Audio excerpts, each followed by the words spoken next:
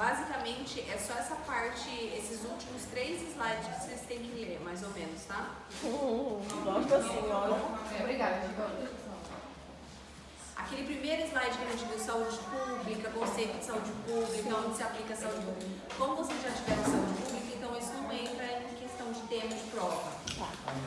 Tá? Mas daí só esses últimos slides aqui que é o tema, que é o conceito de saúde comunitária. Ok? Bom, aí vem a bucha. Isso aqui cai tudo. Brincadeira, calma. Brincadeira. Aí a prova tem Não. São 16 questões, para ser mais exata. Não, gente, é porque é conceito. Só de É completar diferencial uma uma palavra. Não, deve estar lá.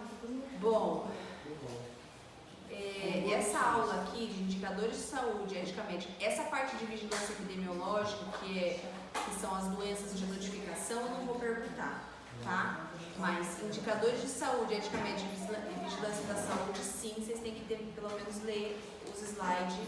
E eu não sei se vocês já chegaram a ver, mas aqui quando você abre o slide, Embaixo tem as informações. embaixo tem uns comentários que eu coloco, tipo, na verdade, quando eu vou montando, eu coloco ali para eu conseguir lembrar para explicar para vocês, né? Umas anotações ficam aqui, ó. Aqui, opa.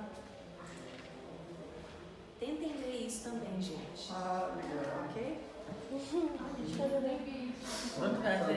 Não abre. Você entra em anotações assim, ó, quando você abre no PowerPoint, e aí tem aqui, ó, umas coisas. Tem umas coisas que de repente vocês vão ler, não vão entender, porque me resumido só eu entendi o que eu escrevi. Mas dá pra entender o contexto se vocês lembrarem do tema, tá? Bom, só repassando então, vamos falar tudo de novo, né? Prevalência. É a aula 2. Essa é a aula 2. Prevalência. Lembrem sempre, casos novos e casos velhos, somados. Esse é o conceito inicial que a gente tem que ter, tá? Casos novos de pessoas doentes, somado com casos antigos. Então, é os dois, tá? Bom, e da mesma forma que conforme vai passando o tempo, a prevalência ela pode aumentar e ela pode diminuir por diversos fatores, tá? Imigração, enfermidade mais largas, maior número de diagnósticos são fatores que vão aumentar a prevalência. E a diminuir a prevalência sempre quando a gente tem uma redução do número de doentes, óbito, ou emigração de enfermos, que vai embora do lugar, né? Doenças mais curtas, doenças que têm cura normalmente, diminuem a prevalência, por isso que esse índice de prevalência normalmente não se utiliza tanto para medir, né, esse número de doenças mais curtas no tempo. Nesses casos, entra o marcador de incidência, ou seja, o coeficiente de incidência, tá? Incidência é tudo que incide naquele momento, tipo assim, no momento, então são somente os casos novos, não tem caso antigo aqui, tá? A incidência ela vai me demonstrar o risco de uma pessoa adoecer naquele lugar, de determinada doença. A prevalência me demonstra o risco de uma pessoa se tornar um doente.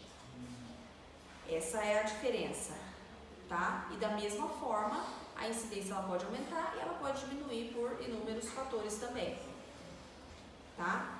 Como é um coeficiente, então, sempre está oscilando no quesito de valores, né? Números. Bom, coeficiente de mortalidade. Aqui a gente não está demonstrando a pessoa doente, aqui é quem morreu. Mortem.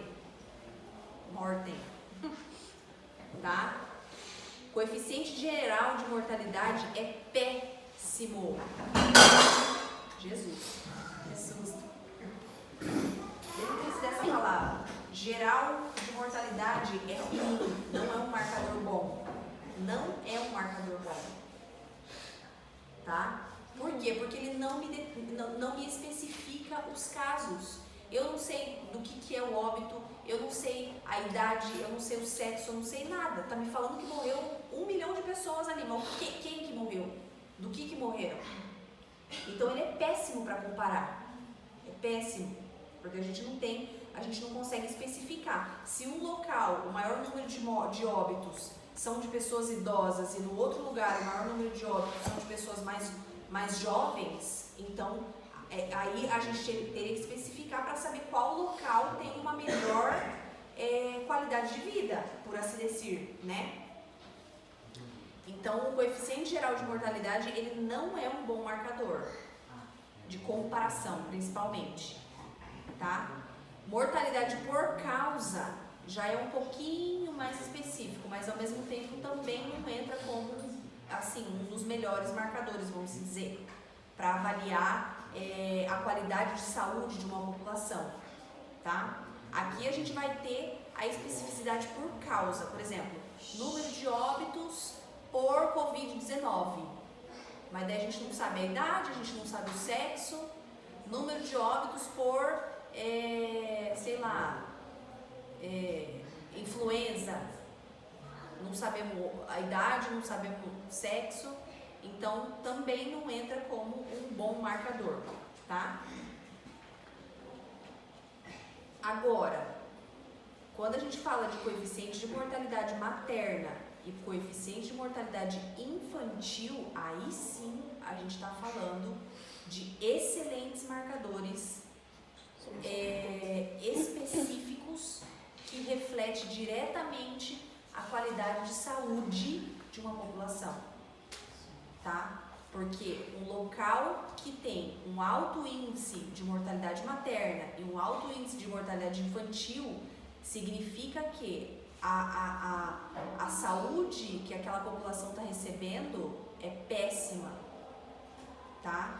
Uma gestante, ela não deveria morrer, ela tem que receber ela tem que ter um controle pré-natal restrito, ela tem que receber todos as informações e tudo que ela necessitar durante aquele período da gestação e até o pós-parto, né? Ela tem que ser assistida, ela tem que ser bem assistida, tá? Se uma mulher durante a gestação ou até 42 dias pós-parto vem a óbito, significa que algum problema está tendo.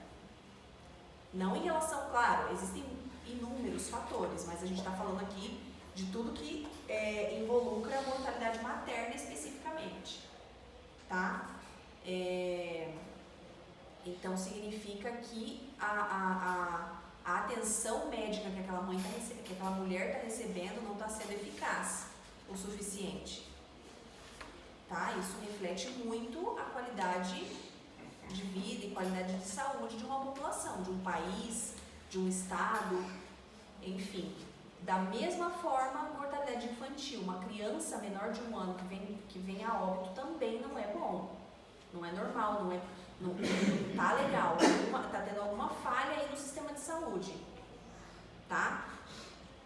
E aí lembrar sempre as causas de óbito, né? A gente tem as causas que são obstétricas diretas, ou seja, tudo que é diretamente relacionado ao embaraço especificamente, né? Complicações da própria gestação, e as obstétricas indiretas, que aí já corrobora estados, como se diz, pré-mórbidos daquela mulher, por exemplo, comorbidades que ela já tinha antes, que se complicou durante a gestação, tá? Bom, aí a gente entra conceito. Aqui é tudo conceito, gente. Infelizmente tem que ler e tentar associar de alguma forma. Imperícia, imprudência e negligência, fácil, né? Lembra que sempre o prefixo in é a falta. Tudo que vem com in é falta, né? Nesse contexto aqui. Imperícia, falta de perícia. Imprudência, falta de prudência, falta de cuidado, né? E a negligência, no caso, que não faz. Bom, aí aqui, essa parte de conduta médica entra mais o conceito que a gente viu de, como é que fala? Sei lá. Acho que deu um tilt. Que a gente falou de, como é que é? A ética médica, faltou uma palavra na minha boca. Calma aí. Tá no comentário mesmo. Por isso que eu às vezes eu esqueço, minha memória tá péssima. Não, mas de verdade, eu tô sentindo isso muito, faz uns tempos já. Preciso fazer umas análises de vitamina, isso sim. Eu também não nada. O nosso é da faculdade, foi tranquilo. A faculdade que tá tirando todo tipo de memória. Así, ve que yo soy el que no está en el gimnasio. Y le miro así a la gente y me olvido de su nombre. No me recuerdo el nombre de la gente. Eu também esqueço o nome das pessoas agora, assim. Gente, a gente tá Às vezes eu lembro no quinto ano da faculdade, é por isso. A gente não tá normal. Sigilo médico. Lembra que a gente falou do sigilo médico, né? Bom, lembrando sempre que dentro da conduta médica, do código de ética, né? O sigilo médico, ele é absoluto e vale para todo mundo, independente da idade e tudo, né? Claro, sempre quando que a pessoa tenha autonomia, uma criança não tem como, mas enfim, o sigilo médico é para todos, vale para todos, salvo em algumas situações quando o paciente corre risco de vida, tá? Em relação a, por exemplo, a questão do sigilo, né? Por exemplo, se é uma menor de idade, o exemplo que a gente deu no dia da aula está escrito ali também, menor de idade, que vai para consulta, sei lá, tá com uma DST e não quer contar para a mãe que teve relação sexual nem nada e tal, e rejeita o tratamento, nesse caso o sigilo não pode ser quebrado. Porque é um risco, né? Porque é um risco, exatamente. Aí tem também a parte que a gente tinha comentado também de algumas condutas médicas, né? Em relação a preservar a vida do paciente, né? Então, nesse caso, em muitas situações, a gente também pode, em algumas situações específicas, né? A gente pode atuar de maneira contrária ao desejo do paciente. Por exemplo, um exemplo clássico de sempre, que é a transfusão sanguínea lá em pessoas de Jeová lá, testemunho de Jeová, que não recebe transfusão e tudo mais. A partir do momento que aquele paciente corre risco de vida, a gente se sobressai e tem que fazer, tá? Porque senão é negligência. Então, mas aí nesse caso, no caso da intolerância religiosa, essa família processar o... Não tem problema, porque você está respaldado pelo código de ética. Se você não fizer, aí você pode você pode sofrer as consequências ou seja, você pode ser Ou seja, você vai ter noticiado processo por de outro, mas você tem respaldo, né? por uma negligência, porque daí você não tem respaldo do código. É melhor você fazer, assim, é que assim, dentro do conceito, dentro da nossa atuação como médicos, a gente vai buscar todas as formas de salvar a vida.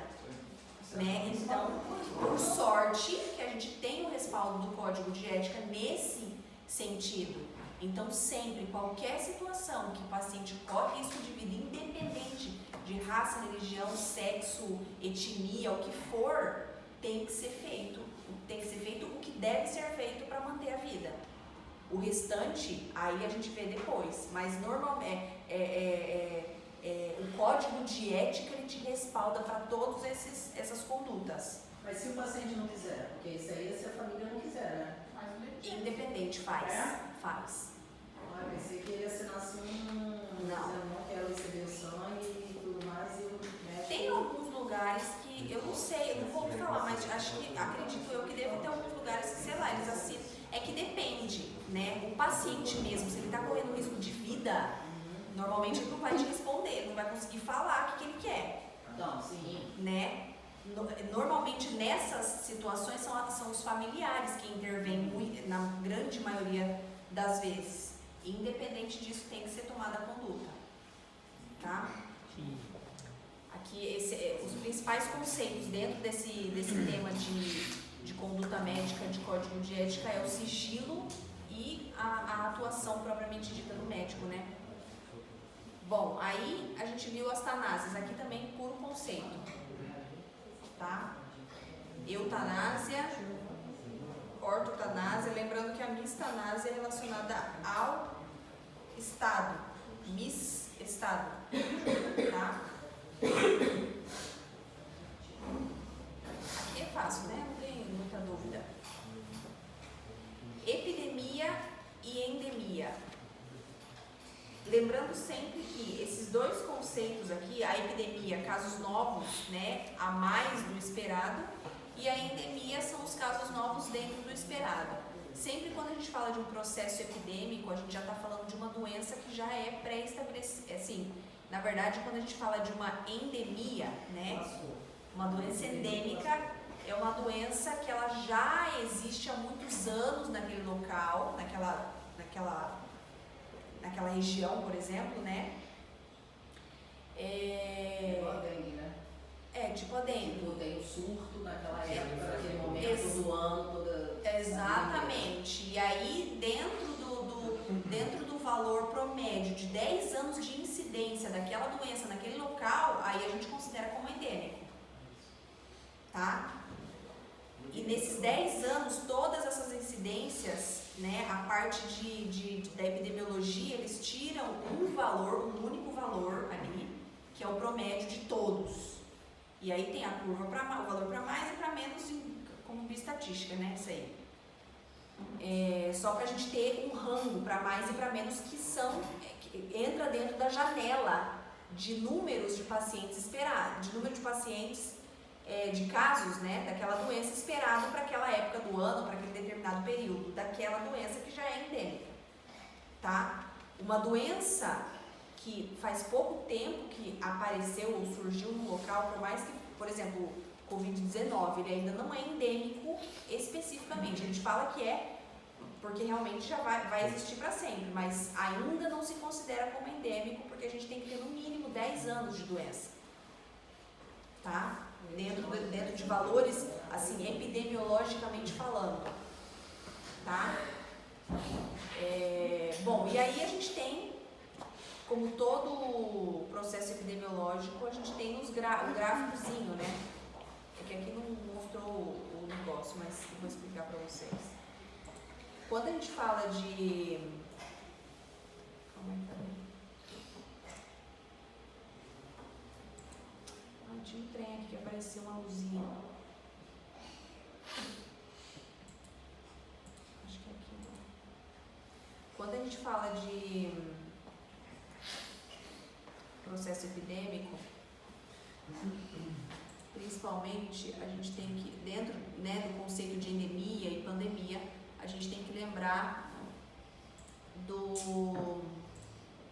da curva epidêmica, né?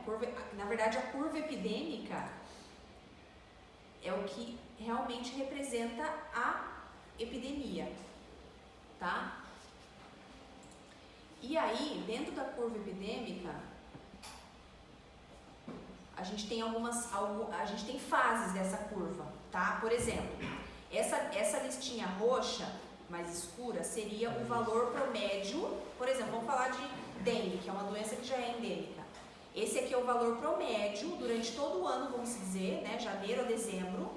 Esses são os valores promédios de casos de dengue aqui em Cidade de Leste, por exemplo, esperado nesse ano, tá? Aí a gente tem uma variante para mais e uma variante para menos. Então, tudo que está dentro dessa janela, todos os casos que estão dentro dessa janela são valores esperados, endêmico, perfeito, tá? Então, vamos supor, sei lá, começou aqui, aí vem, vai subindo, subindo. Agora, a partir do momento que chegou, por exemplo, sei lá, num mês X, né? Teve um caso aqui e de repente passou. do promédio esperado. Passou do valor limite esperado, tá? Até aqui ainda é endêmico. Esse aqui seria o incremento inicial da curva epidêmica, tá? Aqui tudo é endêmico. Incremento inicial, a partir do momento que passa da limiar superior, a gente já tem a progressão, tá? Aqui já é progressão, aqui já é uma epidemia de dengue. Por quê? Porque são valores a mais do esperado. São números de pessoas com dengue a mais do valor esperado. Peraí, tá acontecendo alguma coisa, um surto, tá, né? Não é surto, mas tá aumentando demais. Aí vem progressão, aí a gente tem um pico, a incidência máxima, né? Com qualquer curva. Depois a gente tem a regressão. A regressão ainda é epidêmico, tá? Ainda é epidêmico. Passou do limiar superior para baixo, aí a gente já tem o que é o descenso endêmico. Aí é o descenso endêmico e volta para o valor normal. Isso aqui, essa curva em vermelho seria o que representa uma epidemia, tá? Falando de uma doença que já é endêmica. Deu pra entender, né? O que tiver dentro dos dois, do azul e do rosa, Tudo que tá aqui é endêmico. Passou do limiar superior, aí já é epidêmico, tá? E como qualquer linha gráfica, a gente tem as etapas, né? Aqui a gente tem o incremento inicial, aí aqui a gente tem a progressão, a regressão e o descenso. Sim, vai Nossa cair. Senhora. Aberto. Na primeira, na segunda e na final. Eu só tô explicando porque às vezes... Ai, senhor, deu tilt aqui no negócio. Vou voltar. Já volto. Uma rabinha. Existe a possibilidade de estar abaixo aí, não tem diferença. Não, normalmente pra baixo aí não tem. Não entra dentro do... Aí já é positivo. Já se considera, seria o que entra como doenças que já são extintas, né? Doutora, aí, nesse caso, se a epidemia não tivesse regressão, se continuasse crescendo, ia ser uma epidemia, no caso? Não, continua como epidemia. Continua como epidemia. Por tipo, quê? mesmo crescendo a incidência. Porque daí aqui eu vou explicar pra vocês os conceitos. Calma aí, deixa eu tirar aqui. Porque quando a gente fala de pandemia, a gente está falando de vários locais diferentes. Aí como se fosse Entendeu? ter uma epidemia de febre amarela num local específico, né? Aí não é pandemia. Pandemia, por exemplo, se tivesse febre amarela, sei lá, no Brasil, no Paraguai, na Argentina, tudo ao mesmo tempo, aumentando os casos tudo ao mesmo tempo. Igual o Covid. O Covid foi uma pandemia, por quê? Porque foi uma epidemia. Epidemia por quê? Porque foi uma doença nova, um vírus. Tudo bem que a gente já teve outros tipos de Covid antes, que hoje já são endêmicos, né? Mas o Covid-19 especificamente é um vírus novo, que foi recém-detectado e começou a aumentar no mundo inteiro, ao mesmo tempo. Enquanto ele estava na China, ele era epidêmico. Naquele momento ali, mas a partir do momento que começou a ter casos, tanto na China como aqui no Brasil, a Argentina, Então não teve regressão, no caso, aumentando. Depois teve. Mas no momento que a pandemia, a gente fala de uma epidemia numa proporção gigantesca a nível mundial normalmente. Né? Ou estados diferentes de um mesmo local ao mesmo tempo. Exatamente. Exatamente. Exato. Uhum. É uma técnica boa para lembrar. Epidemia, por exemplo, quando a gente fala de surto epidêmico, sempre quando a gente está falando de surto e pandemia, é análise geográfica, ou seja, relacionado ao local que acontece aquela epidemia, né? Um surto epidêmico é um local menor, por exemplo, sei lá, no início do Covid-19, por exemplo, lá no Japão, No Japão, né? Na China. Lá na China, no início, poderia ser considerado um surto epidêmico, porque foi um grupo pequeno de pessoas que foi recém-diagnosticado, né? Provavelmente tinham relação entre si, em algum local, e aí depois se espalhou, aí já foi pandemia, né? E aí, de acordo com a velocidade também, a gente tem a epidemia explosiva e a epidemia propagada, progressiva e propagada. Bom, essa parte aqui não entra, que é a notificação compulsória. Nossa, imagina se eu pedisse isso, hein? E aí a gente entra em prevenção de doenças. Gente, isso aqui são conceitos também que às vezes dá tilt na mente. Só que é importante. Nossa, isso aqui é importante contextualizar. Bom, primeiro, período pré-patogênico. O próprio nome já fala, é fácil de entender. Pré-patogênico, não tem doença, não existe doença, tá? Falando sempre de uma atenção básica. Lembra, a gente está no SUS, tá? Período pré-patogênico quando a gente se trata de uma prevenção de uma pessoa que recém veio, não tem nenhuma eu quero fazer uma consulta. Do nada, assim, aleatória. O que a gente vai fazer? Dentro da atenção básica, a gente faz o mínimo justo e necessário, tá?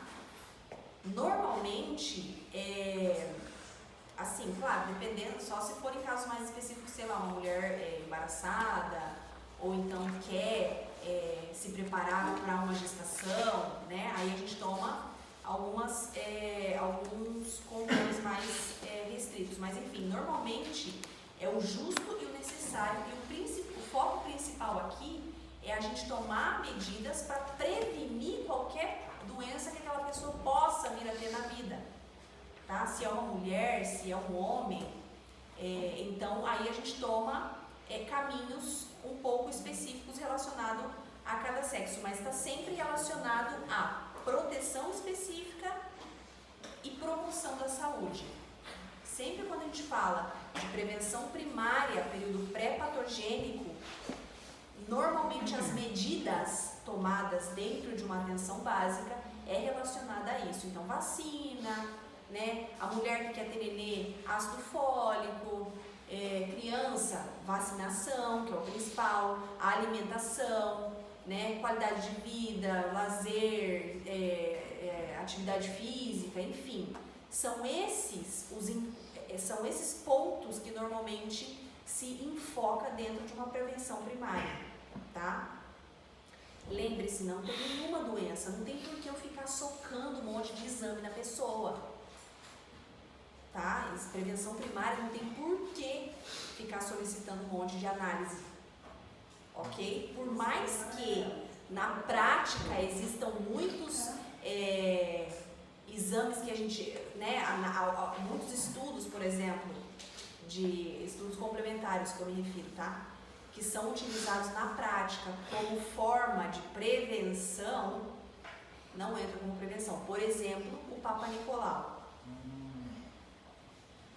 O Papa Nicolau, a gente tem o conceito, porque assim, na prática se implementa essa ideia na cabeça das pessoas para as mulheres poderem aceder ao exame, né? Porém, dentro do que é o conceito de prevenção primária, secundária, terciária, quaternária, o Papa Nicolau ele já entra como secundário.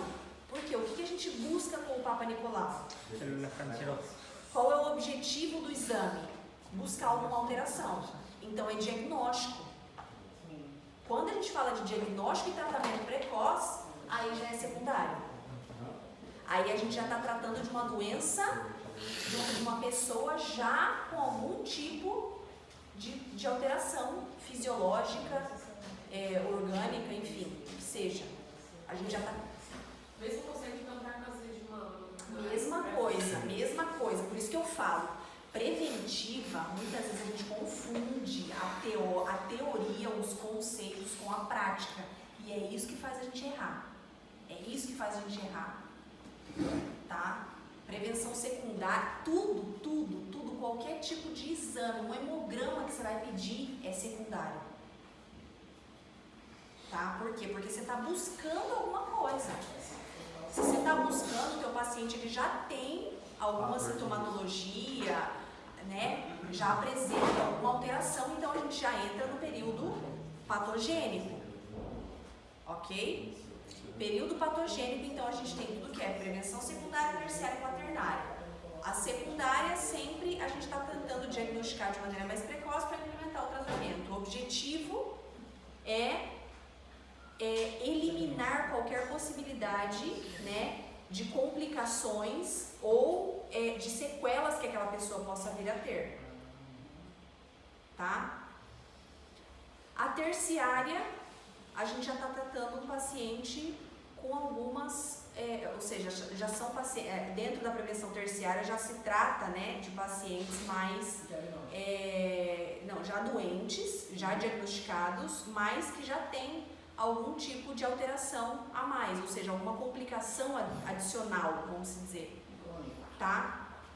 A prevenção terciária ela já entra no conceito de tentar remediar o máximo possível aquela complicação, ou então, se é uma complicação maior, por exemplo, uma amputação, né? O paciente teve que amputar a perna, a gente tem que tentar reabilitar ele de alguma forma. Né? Um paciente que teve, sei lá, tem hipertensão e aí fez uma insuficiência cardíaca. Um AVC, por exemplo, também ficou com algum tipo de sequela. Então a gente tenta tomar medidas para reduzir o máximo possível aquela sequela para que não se torne permanente, tá? Ou se já é permanente, você tentar reabilitação de droga entraria, no caso, por exemplo, de terciário? Reabilitação de droga terciário. Terciário.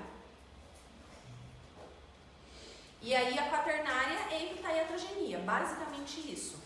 A quaternária, na verdade,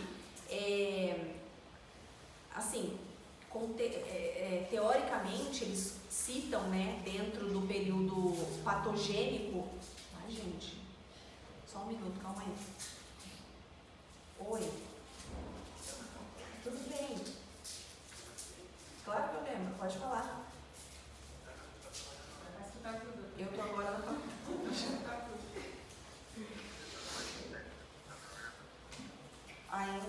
Eu tava. Posso te mandar uma mensagem daqui a pouco? Tô terminando aqui minha aula e já te mando um WhatsApp.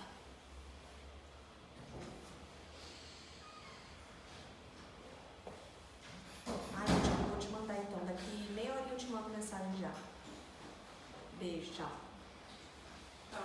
Nossa senhora, a pessoa tava doida aqui, né? Pra me ligar. Senhor, faz 50 anos que eu nunca nem sei da pessoa. Enfim, essa prevenção quaternária, na verdade, ela poderia ser implementada em qualquer uma dessas prevenções aqui. Tá? Porque, na verdade, assim, é evitar a iatrogenia e evitar também a solicitação de exames desnecessários. Tá? Basicamente isso. Bom, e aí, por exemplo, iatrogenia aqui entraria, por exemplo, o conceito que a gente viu nas tanásias. Vamos supor, um paciente com câncer terminal, tá tipo mais pra lá do que pra cá, né?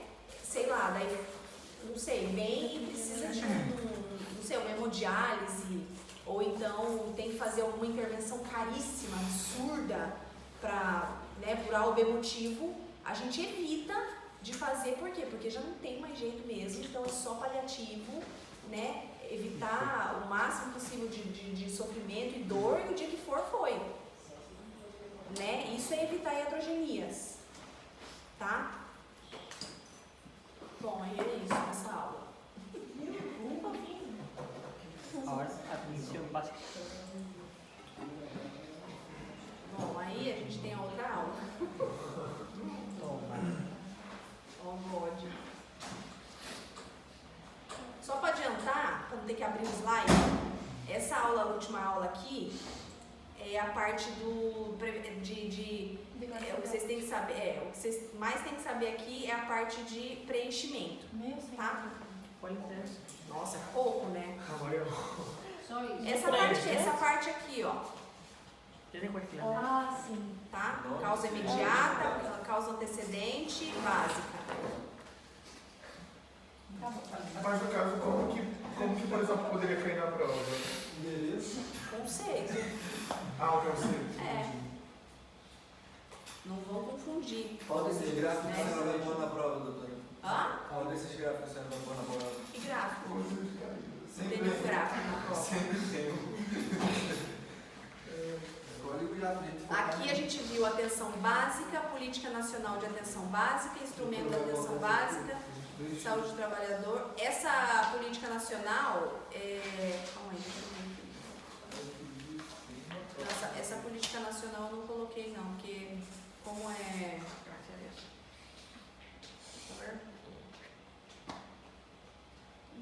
como é muito a parte de Brasil, assim e tal, né, para não ficar muito na cara aqui, porque a faculdade guarda as provas, né? Enfim, atenção básica, atributos. Gente, vocês têm que saber atributos essenciais. Isso aqui é para a vida. Assim, não para a vida prática, para a vida teórica mesmo, tá? Prova de revalida, isso aqui cai.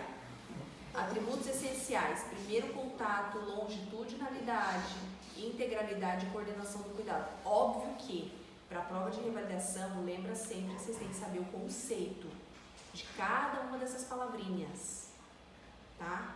Porque é o que cai. É o que cai. A ver, níveis de atenção. Quando a gente fala de níveis de atenção, lembrando sempre que a gente está falando diferente de prevenção, né? Os níveis de atenção é o local onde a pessoa vai receber aquela atenção. Então, se é uma atenção primária, basicamente é o nível mais básico de básico, né? Então, ela vai ter o quê? O médico ali, o mínimo, o justo e o necessário de medicações que ela venha a necessitar, né? Normalmente não tem muita tecnologia, normalmente não tem nada de tecnologia, né? Enfim, atenção secundária já é um centro um pouco mais bem preparado, vamos dizer, mas não de alta complexidade.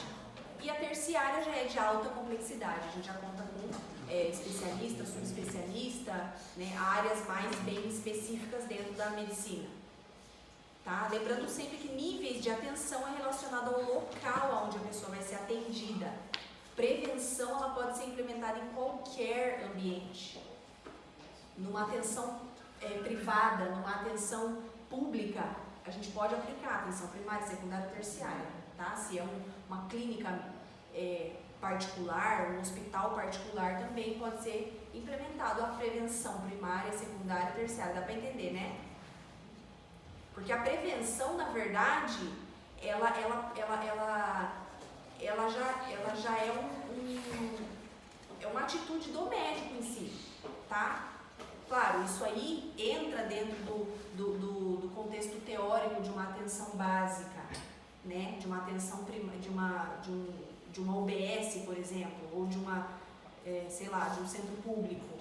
Mas esse médico igual, se ele trabalhar num hospital particular, numa clínica privada, ele pode implementar o conceito, a ideia, né, de uma prevenção primária, secundária, terciária e quaternária, tá? Depois... Não cai, né? Hã? O lixo aqui não vai cair. Não, esse slide aqui não.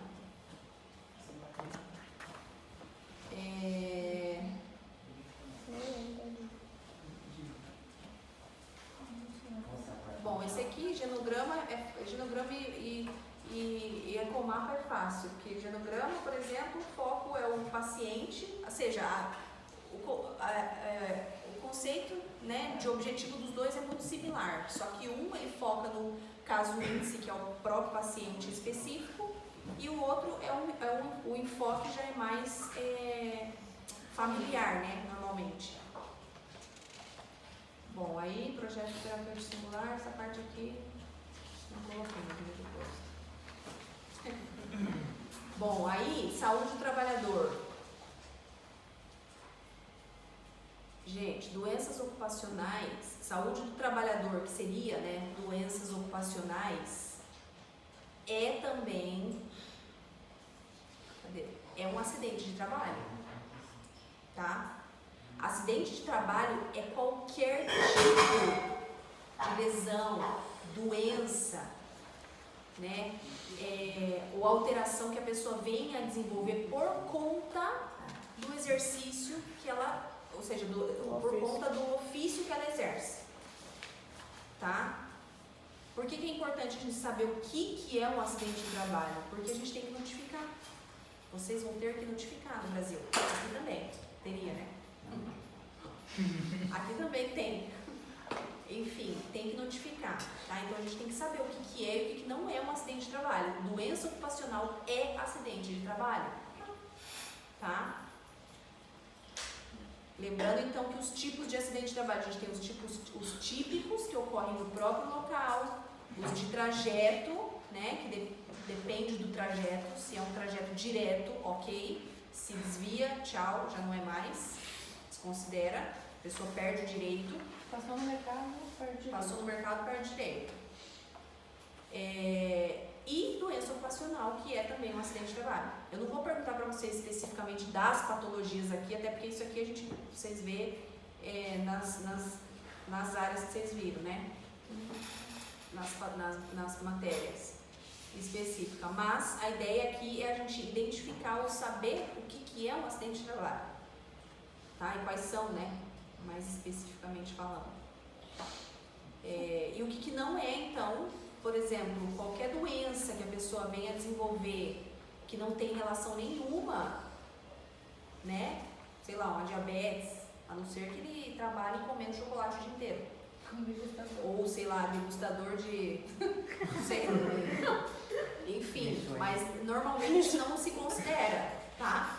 Sei lá, uma hipertensão, uma doença endêmica local, por exemplo, não se considera também como um acidente de trabalho, tá? Enfim. É isso, galera. Este no, entonces. Só tem uma coisa que vai cair, então, pra...